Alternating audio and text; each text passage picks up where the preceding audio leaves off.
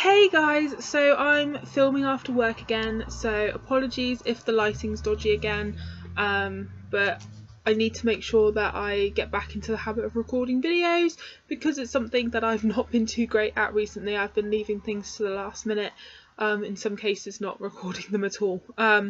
So I wanted to make sure that I got this up for my normal time, which is sort of the first Friday of the month. So anyway. So, my reading wrap up for July. I'm really happy with not only the amount that I got read in July, but what I read. I didn't really read anything that I didn't like, so I'm really chuffed about that.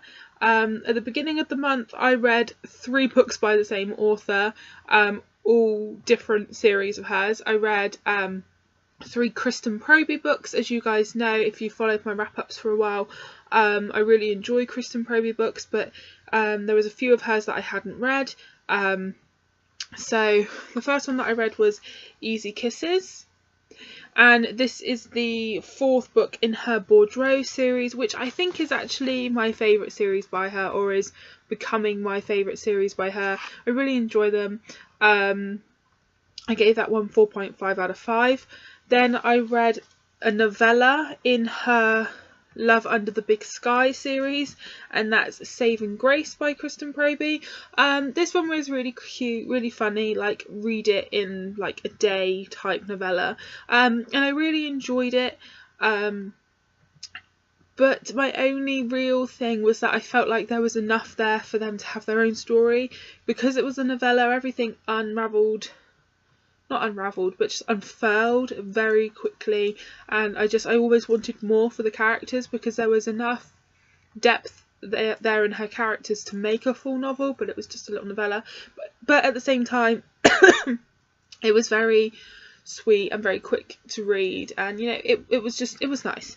And then I read the first book in her new series, which is Listen to Me, which is the first book in her Fusion novel series. It's about a group of friends that have all got together and have basically are running their own restaurant. One of them is the chef, one of them is like the front of house, one of them's the wine buff, one of them's like the finance side, and they all come together and they all run this restaurant called Seduction, and this is the first one in the series. Really liked this, really like the whole idea of it, and I'm really looking forward to seeing where the stories go. I'm looking forward to seeing the other characters meet sort of their sort of life partner. Why on earth did I say that? I'm just looking forward to them and seeing each of their romances.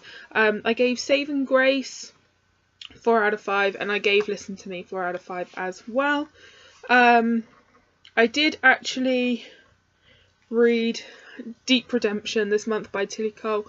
This released this month. This is the 4th book in her Hades Hangmen series, which is my absolute favourite series by her. I just absolutely love it. If you haven't read the Hades Hangmen, guys, you really need to. It's a fantastic series that I can't recommend enough.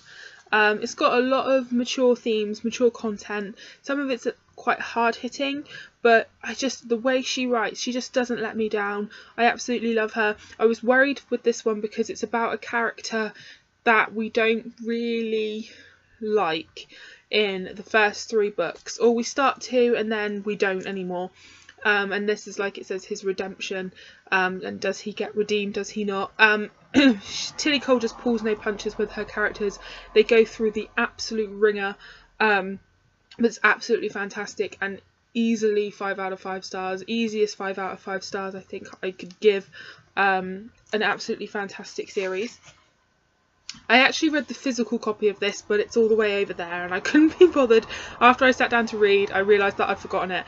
And that's The Rogue Not Taken by Sarah McLean, and this is the first book in her Scandal and Scoundrel series.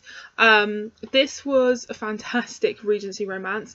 I've actually read her Love by Numbers series, and it's one of my all-time favourites. So I was I think I actually saw Jen from Reading with Pugs, I saw her put it on Instagram that she had bought it, and I was like, I have that somewhere, I haven't read it. So I pulled it off my shelf and immediately started reading it, and it was just fantastic. Very, you know, cheesy, but the banter between the two protagonists is just so funny. I just absolutely love them.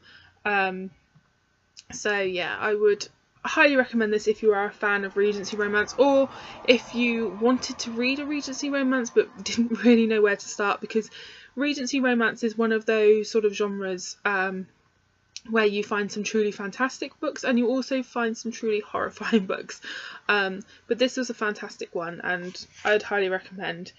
The other physical book that I read this month, I did most of my reading on my Kindle this month, but the other physical book that I read was this bad boy, and it's The Land of Stories, An Author's Odyssey by Chris Colfer, and this is one of my most highly anticipated reads of this year. I always love when this gets released, and then I'm so sad when I've read it, because I have to wait for the next book. But this is another series that you just have to read. I recommend this series to everyone. It's a middle grade series, but there's so much for adults and even teenagers, young adults to enjoy about it. There's characters and stories that everyone is familiar with from growing up, and Chris Colfer just sort of takes them, and some of them are very true to what we know, some of them are completely different. He takes them, he runs with them, he completely changes them. We get introduced to new characters.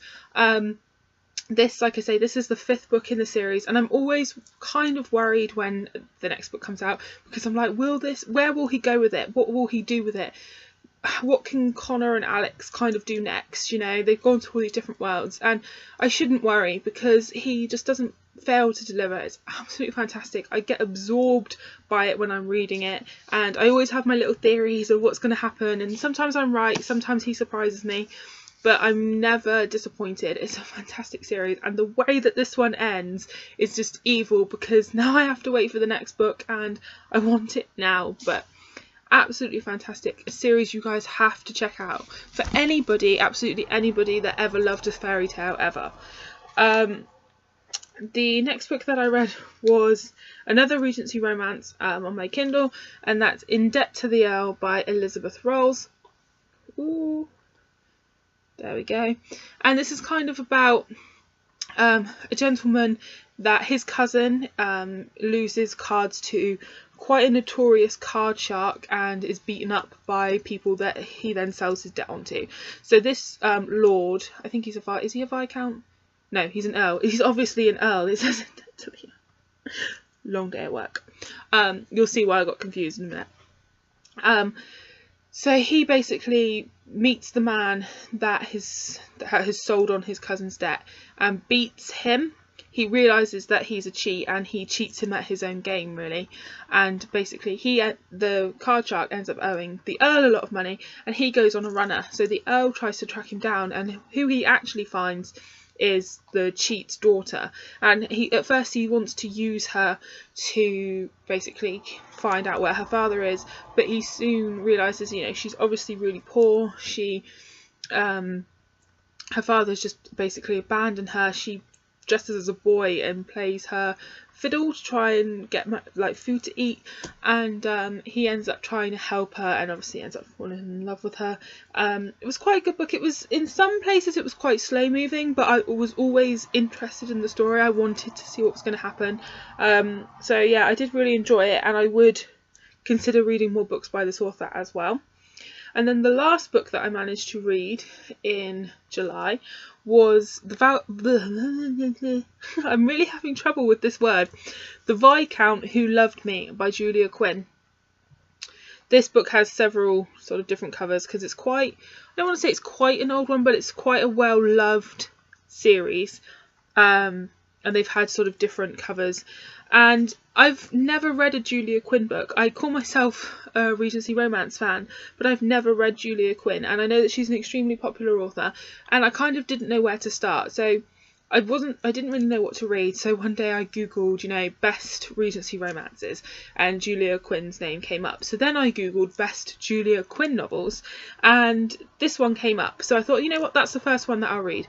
And it's the second book in a series, but I didn't feel like I had to have read the first one to read it. I got really into it. I am going to go back and read the first one because I absolutely loved this so much.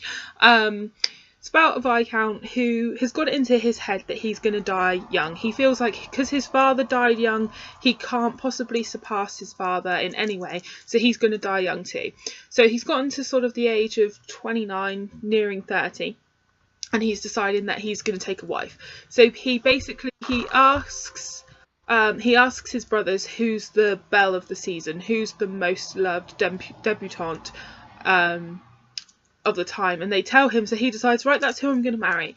So he goes to court her, but he finds that her sister gets in the way because she doesn't want her sister to marry a well-known rake, and she tries to sort of keep him away from her sister, and they end up having some quite hilarious times and arguments and banter, and they end up forging this weird friendship that then ends up with them being seen in an uncomfortable situation and they're forced to marry. But oh my god, guys, it was so good. I absolutely loved it. It made me smile. There's a particular hilarious game of Pall Mall, which is kind of like croquet, I think, that's really, really funny. And I really enjoyed it. And again, if you don't really know where to start with Regency romance, or you're just looking for a good Regency romance, that was a really good one. Obviously I can't comment on the actual first book in that series yet because, bad me, I haven't read it. But what I have read of book 2, absolutely loved. So yeah, I will be going back and catching up on the series. So expect to see that in more wrap-ups. So that was everything that I read in July. I think I read 8 books. Really happy with that, and like I say, I enjoyed everything that I read. I didn't dislike anything that I read, so all round a good month. My favourite books of the month would probably be Deep Redemption and The Land of Stories, and then probably The Viscount Who Loved Me. But it was a great month for reading. I hope to get as much read in August, we shall see. So thanks so much for watching, guys, and I'll see you all soon. Happy reading.